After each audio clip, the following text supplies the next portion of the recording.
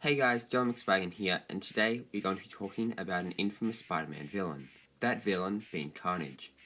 We'll be looking at this character from his first appearance as Cletus Cassidy without the symbiote in Amazing Spider-Man issue 344 all the way up to today.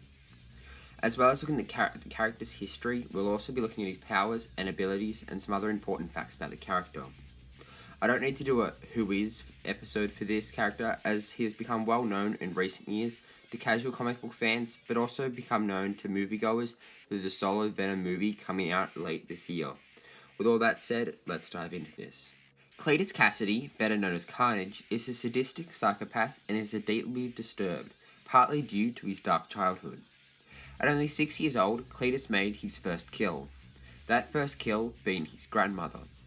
His mother had left him at his grandmother's house, which gave Cletus influence to push her down a flight of stairs, breaking her neck. To say this character is a psychopath is almost an understatement. As a child, Cletus also attempted to kill his own mother by throwing a television into her bathtub. Cletus also killed his mum's dog named Fifi with a drill, and was caught shortly after he did it.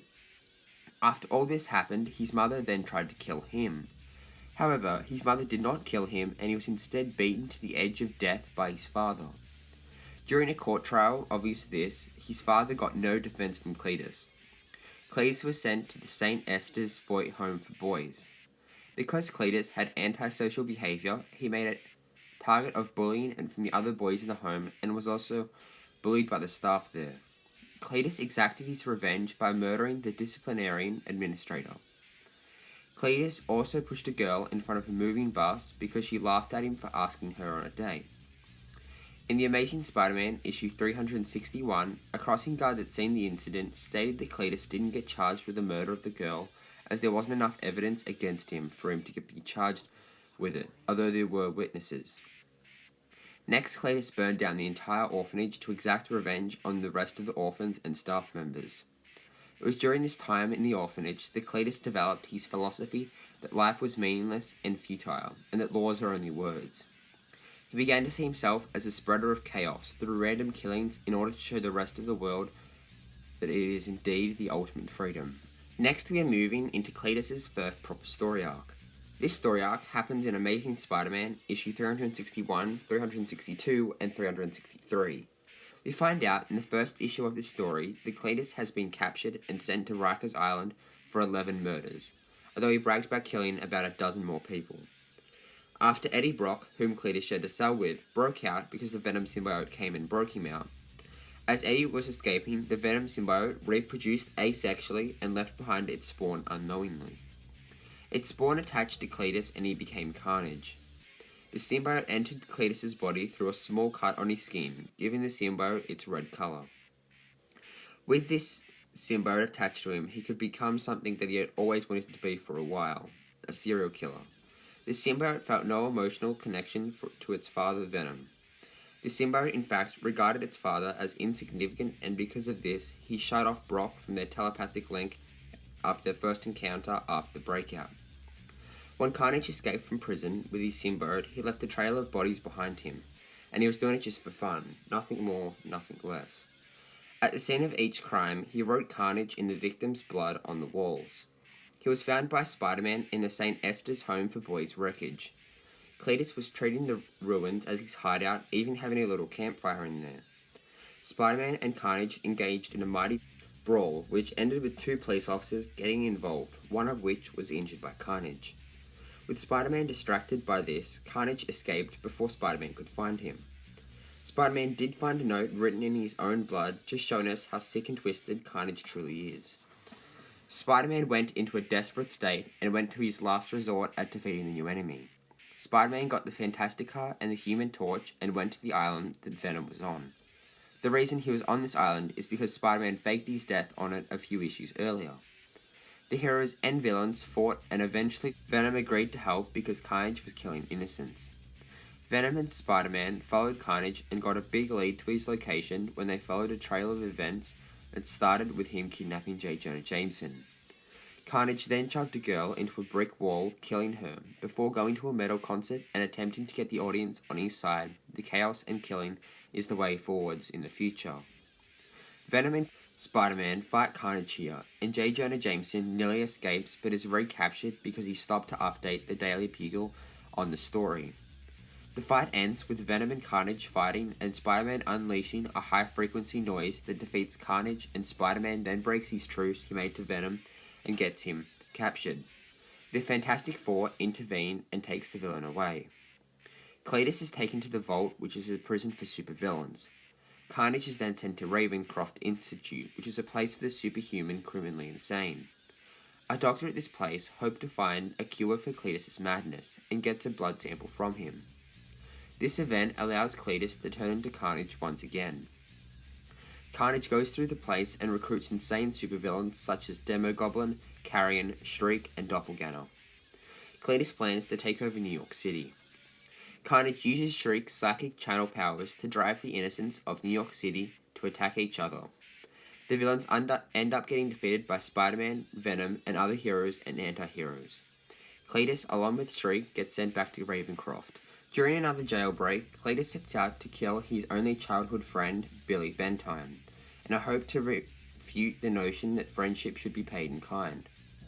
Carnage very nearly did defeat Spider-Man, but Billy tricked Cletus to turn back into his human state, allowing Spider-Man to knock him out with a single punch.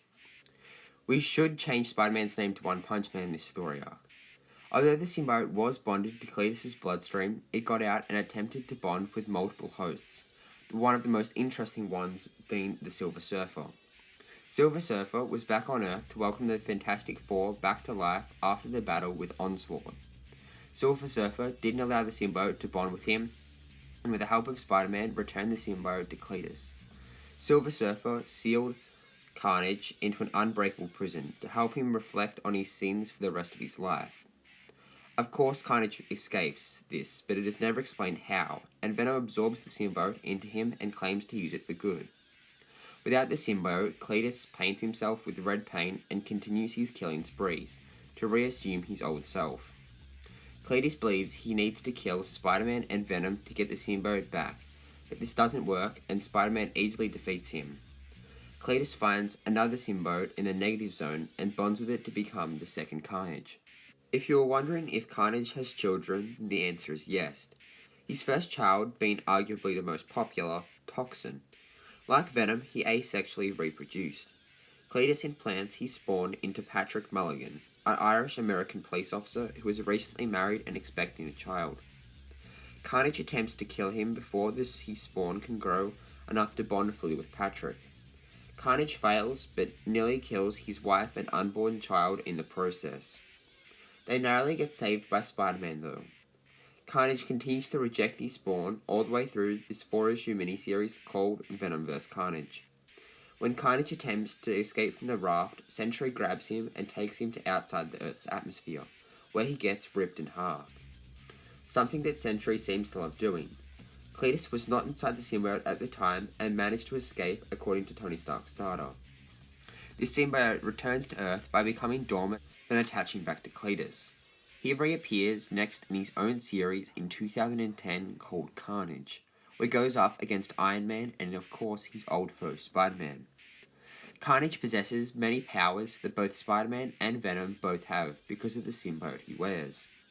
These powers are superhuman strength, speed, stamina, agility, reflexes, durability, and a regenerative healing factor. Carnage also possesses the classic wall crawling and webbing abilities that Spider-Man and Venom have. Carnage also has camouflage abilities, matter generation in the form of bladed weapons which you can throw, but they turn into dust soon after they leave his body. Carnage also has the abilities of symbiotic expansion and psychic control, and as it's always been, immunity to Spider-Man's spider sense. Because of Cletus' already twisted mind, he can hold his own against heroes such as Spider-Man and Deadpool. However, his fighting ability is not as good as more experienced superheroes. Even Venom and Toxin have had more experience than him.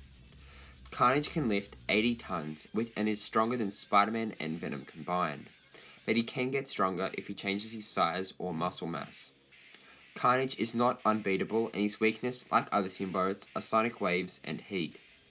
A weakness for Cletus, more than it is for the symbiote, is his insanity, which can be exploited by his enemies easily and allows them to manipulate him easily as well. And there is the history of Carnage. We've explored lots of things about this character, such as him having a different symbiote than what he did in his first appearance.